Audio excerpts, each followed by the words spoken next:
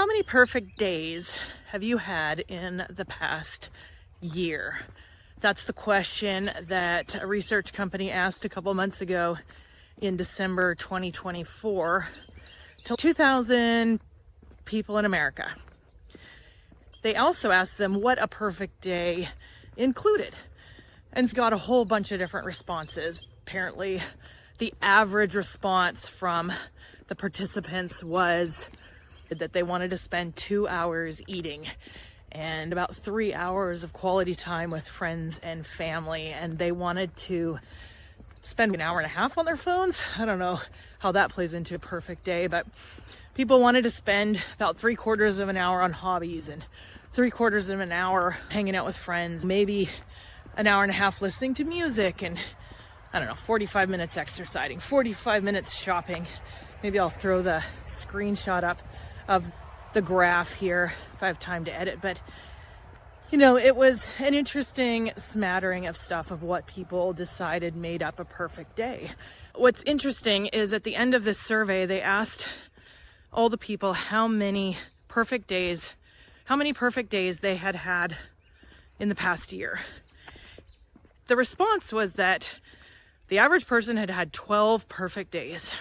So why do I say all this? Well, in one part because this is day 12 of my 75 hard challenge that I've been sharing and vlogging, just sharing some insights and keys I'm learning. And I felt like it was my perfect day finally on the 75 hard. I was able to stack the workouts how I wanted. I was up super early. I got my morning walk and prayer in, and then was able to drink all my water spread out through the day to the point where I'm not pounding half a gallon at 8 or 9 or 10 o'clock at night. I was great with my diet. Just every aspect of it, it just kind of flowed. It was the first time that I felt like my day really flowed.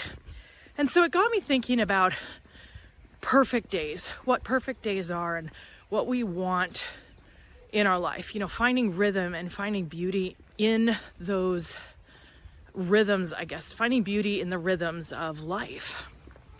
The fact is, having a perfect day is really difficult on a consistent basis.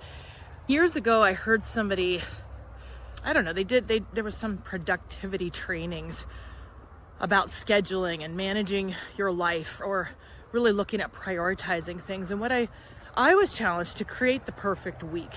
It's really hard every day to stack in every perfect thing, but it's a lot easier to block out that time we need in a week and to begin to look at our lives not necessarily in perfect days, but in perfect weeks with the rhythm that we want, the amount of exercise, the quality time with friends and family. One of the things I realized years ago is that it's really hard to have a perfect day. And so in that way, I can concur with the survey. Like, maybe those are your vacation days in a sense, but you can have more perfect days than you imagine by scheduling and finding a rhythm that works for you and your life and your family. And one of the ways to do that is to look at not just creating perfect days, but creating the perfect week. What is the rhythm you need in a week? How much time would that be outside? How much time would that be with family and friends? How much physical fitness would that include? How much time spent on business or in work? What would make that week a perfect week in that sense? And reverse engineering your life based on what a perfect week looks like, not just a perfect day, because it's almost an impossible target to hit over and over again, where a perfect week is more manageable. I just want to challenge you. Don't just look to create perfect days. Look to create a perfect week in your life. Think on a bigger scale what it would take for you to find rhythm and beauty in all of it. Finding a perfect day on my 75 hard, it probably wasn't perfect in every aspect of my day, but it was the flow that I needed to do the 75 hard and to keep it going. I got enough sleep that night. I was really well scheduled and really well planned, and I started my day off on the right foot. And so the more days that we can do this and building these habits into our life, the more rich and more fulfilling our life is going to become. Because, what do they say? The hard part about life is that it's so daily. And so the more beautiful habits and the more rhythms that you can create that are in line with who you want to be and what you want to become, the more centered and authentic and life-giving your life will actually be. Producing life, not frustrations and anxiety and stress and a disconnect and discombobulation because you're not living in harmony with who you want to be or who you want to become. And so with that, I bid you adieu. Stay hard, stay strong, and we'll finish strong together. I'll see you on the next video.